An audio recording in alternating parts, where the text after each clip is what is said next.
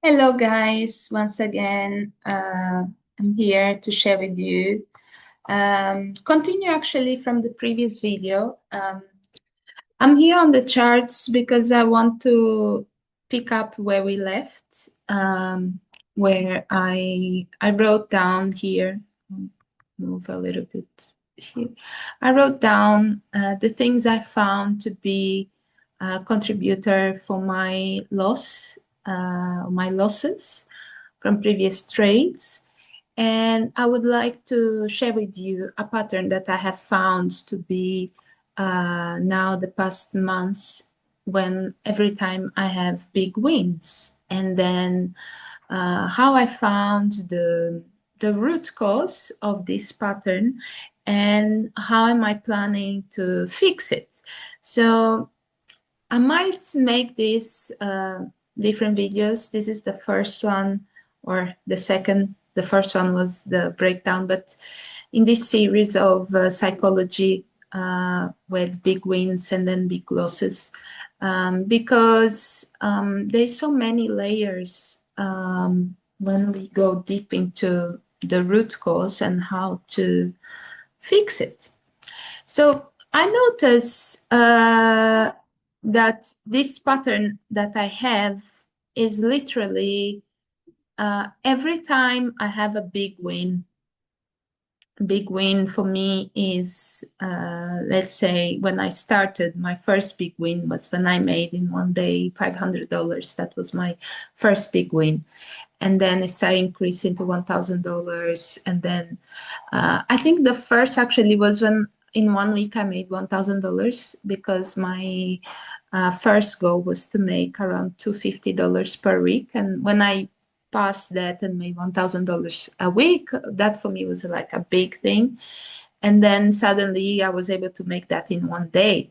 Not all the time, but when that happened, for me was wow, this is out of this world.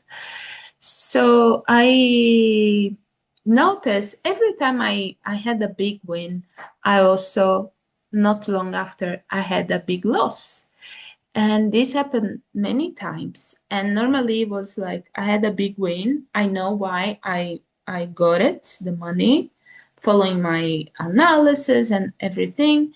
But then the loss was not according to my analysis. Many times was just a trade that I went in because of impatience or because of greed or because of boredom, um, or just nothing to do basically, or over trading. But then the win was me following my plan and everything. um, and another thing I notice, which I think is interesting to mention, is that I always have a dream just right after I have a big win.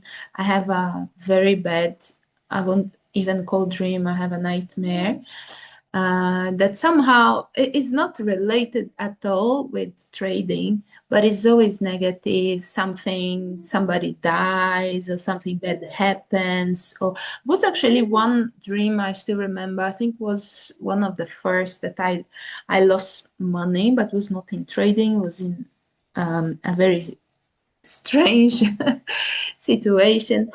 And then it's right after the big win. And then afterwards, I have a big loss. Uh, I don't believe in dreams in this way. I think dreams are a way for our brain to clean our system. But it's interesting because I was just relating how when our subconscious mind is bringing out everything we have there from, childhood that we had gathered, and then comes out to the surface, whether it's good, whether it's bad. And then for me to dig into this, also during therapy, it helps me to understand why I have this pattern, because it's not one episode, it's many episodes. So for this video, I would like to talk about one thing that I think is my the reason why I have this all these things I wrote down here. Greed, not patience, impatience, impatience, anxiety, over trading, revenge trading, lack of humility, lack of contentment, no gratitude. So all these things, they're not a reflection of me, but they are a reflection of the, let's say, the dark side of me, or the things that I do not subscribe to, but the things that have been somehow exposed or I have bought in. And I'll just for clarification, I'll say, for example, greed and humility, or lack of humility and contentment, they go together, right? Because when we are humble and we are content, we are grateful, and we're not greedy, and we are patient. So you see, all of them, they kind of go together. And why do we overtrade? Is because we feel we are lacking, right? So it's like lacking lacking mentality. But when we are content, we are grateful, and we don't need to overtrade. And then revenge trading, it's kind of no, not taking responsibility, right, for our mistakes, but also for doing different. And I see also not following the plan. I'll say maybe overconfidence. Yes, overconfidence. Overconfidence, because it's important to have self-confidence. But when we are overconfident, that's when we start doing all these things, like overtrading is also overconfidence. Yeah. So they are all related. So that's why I wanted to start sharing the screen so you see it written down. But for today, but for today's video, I want to talk about two things: validation and deserving, deserving, uh, deserving, deserving good things, good things. Oh, okay. It came in caps lock. Okay, doesn't matter. So I'll stop sharing now. So I do therapy. I've been doing therapy now for what, 5 years soon? Soon 5 years, or already 5 years, about that. And this has been a lot of the topics. I mean, I started doing therapy way, way long before I ever thought of becoming a trader or even trying to learn to trade. And many of these things, impatience, uh, invalidation, not feeling validated, not feeling deserving, unworthiness, and all these things always came up in my not feeling enough. All came up in my therapy. So now, when I come into trading, it became so much more evident. Everything's coming up to the surface. So, and what I found during, my reflections, because every time I have a big loss, I go into reflection mode and I try to understand what really happened, the reason, especially because this is a pattern. Win a lot, lose a lot, big wins, big losses. I become curious and to try to understand what's really going on. And during therapy and my reflection, I found out that I have an issue with validation.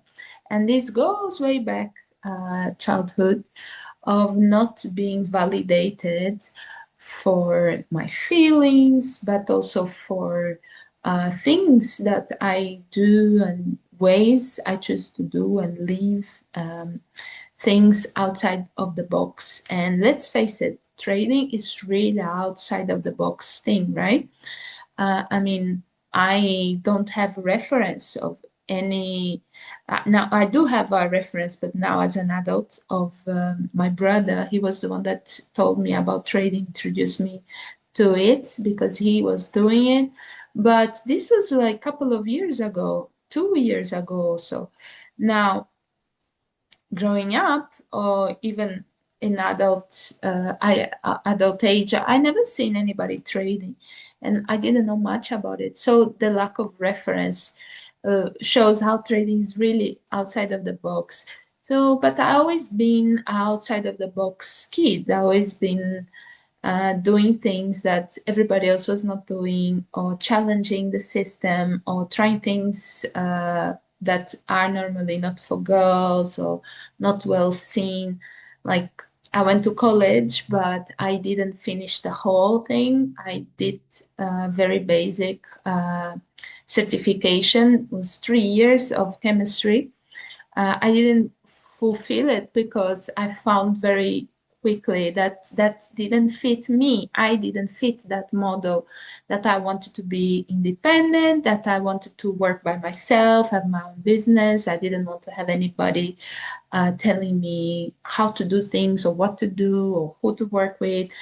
Um, Even though I'm a very good student and enjoy studying and enjoy the course and my colleagues and all that, was a lot of pressure and towards something that didn't fit me.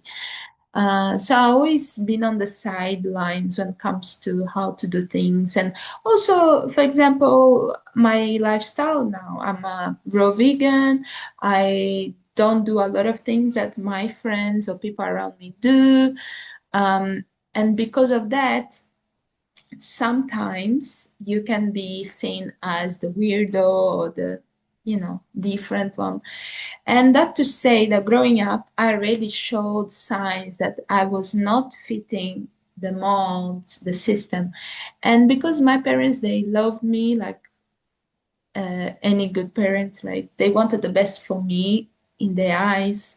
They tried to protect me against being different, against things that they believed that would hurt me, and that, I would be bullied, or, I wouldn't have a good life. But that protection was not helpful for me today. Not then, not today, because that was kind of putting my identity in a prison. And me being a child, always, children want the approval and validation of their parents. I always been seeking that and not feeling like I'm getting for who I was or who I am. It's transferred to who I am today. So today, unconsciously, I'm still, looking for validation. Um, but I don't need that anymore, right? Because now I'm a grown-up woman. I can choose for myself what I want and do what I want and all that. But I still need to heal that.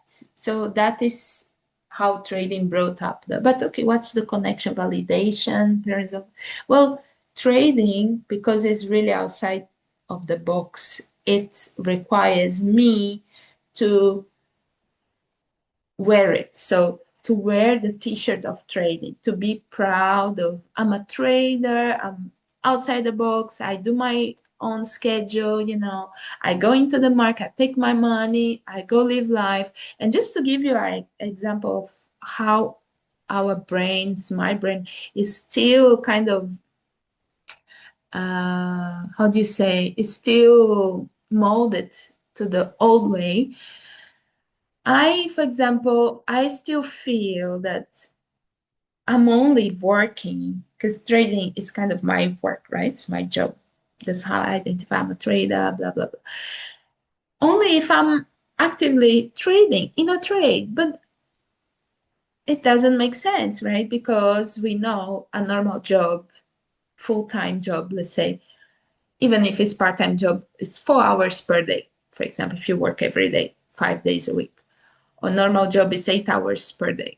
And trading, we not 8 hours, 5 days per week in the market. You can, but it doesn't mean you're making money. It doesn't mean it's smart, right? So most of us, we go in when we see a possibility, we go out. We don't have always to go in. But because I still have this kind of thinking in my mind, if I'm not in a trade actively, deep inside, I feel like I'm not working. I'm not active. I'm not producing. I'm not making money. Even I'm not making money, just the fact that I'm in a trade, unconsciously I'm saying, oh, yeah, I'm working. I went to work. And also because trading you can do from home and I do from home. And the reason why I chose to trade is to be able to take care of my baby, be present with her.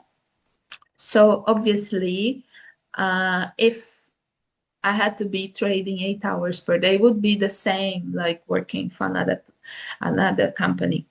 So it's a totally different thing, but my brain is still learning that this is normal and this is your reality and this is what you chose and it's totally fine. And yes, it's different from all the other jobs, but this is good. This is something you picked and it's working with your lifestyle. And there's a reason why you chose it, you know?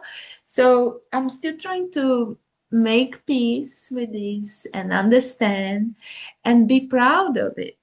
And don't feel like I have to justify or explain myself. That, for example, how many times I meet people, I interact with people, and they ask me, "Oh, what you do?" And oh no, they say they don't normally ask what I do, and they see me with a baby, but they ask, "Oh, is she in the kindergarten?" I say, "No, no, I work from home." Oh, so it's almost like, yeah, working from home is, and if you are mom of a little bit, it's almost considered like, yeah, not a real work.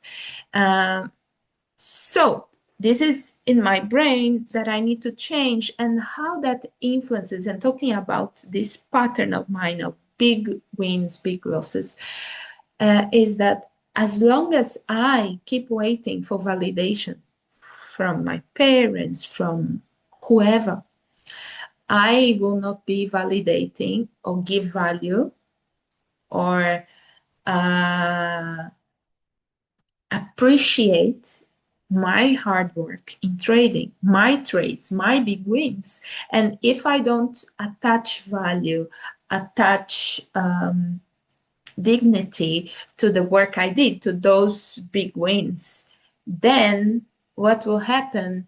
I won't keep the money, basically, because what did I win 1,000? That's nothing because you are doing, this is my brain, you're doing some kind of work that it doesn't matter or it has no value. So that 1,000, that is not existing. That is not real. So you can lose it because it never existed. You see, it's very crazy. It's really weird, but this is the brain, my brain. And then together with that, so validation, together with that comes deserving. You are deserving of good things, or you are worthy of good things. So me not feeling deserving, worthy of good things, again, comes from not feeling validated. And if you are not validated, if your feelings or your choices are not validated, then you see how the interpretations, you are not valuable, you are not worthy. And to give an example, it's like a child when you somehow don't show, you don't show interest, or maybe not interest is the word, attention, you don't give attention to the child. Let's say today's generation on the mobile all the time. Child wants to have contact with you, and then you don't give attention because you are busy sending a text message that is very important.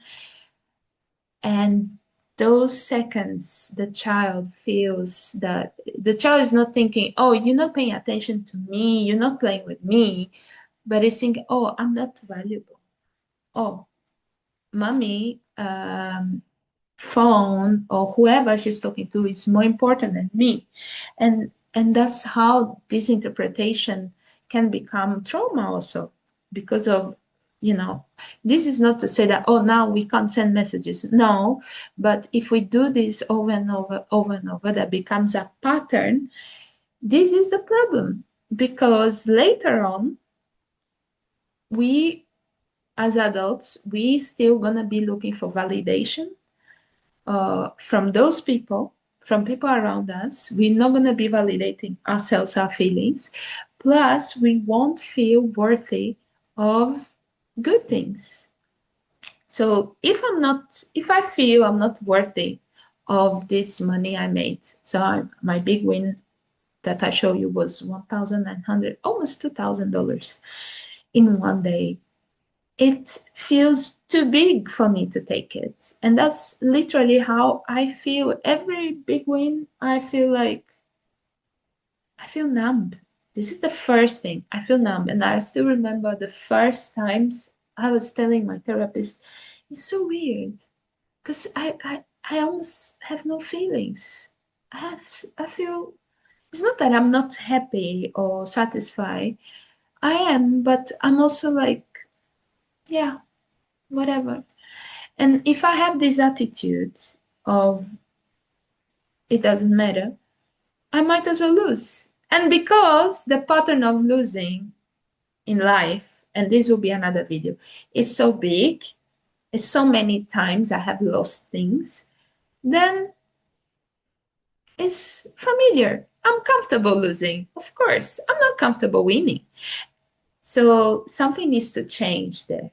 So for today's video, I wanted to share this with you. So validation and feeling like deserving of good things. Now, what is the plan? Because we need a plan. I need to work on validating my feelings, validating my accomplishments. Really do this. Well done, Thelma. You did it. That was good. You deserved it. And because, why do you deserve? Because you're disciplined, because you work hard, um, because you're determined, you're resilient, you're not giving up. And now take some time and cherish, appreciate it, reflect, meditate over what just happened, and take in, savor it, enjoy the win. Don't have to run and look for another win or a loss in this case, but just stay there. So I'm actually gonna be working on a little project. There will be many little projects coming, but for this specific thing, besides the meditation of, the big win and reflecting and all that, also have a 12-hour window where I do no trades. I live life, take care of my baby, clean the house, go running, go out with a friend to a cafe, something else, but should also involve physical activity because we store a lot of the emotions in our body. For me to release these endorphins of the win, but also to take in and accept it's okay to win, you deserve it, it's validated, it's real, you won, it's not a dream, it's real, it's tangible. So you can lose it also, but you won, stay there, enjoy, let your body take it in. 12 hours, no trading, small trade, nothing. 12 hours, stay there. Acknowledge, appreciate, be grateful. This is my plan to change this validation slash deserving or worthy pattern. So this was the video to first part to talk about my pattern how to reverse my pattern of big wins, big losses. Want to reverse to big wins, or it doesn't have to be big, but minimize my losses, increase my wins. This is the new pattern that I want to achieve. Thank you for today. Have a wonderful day.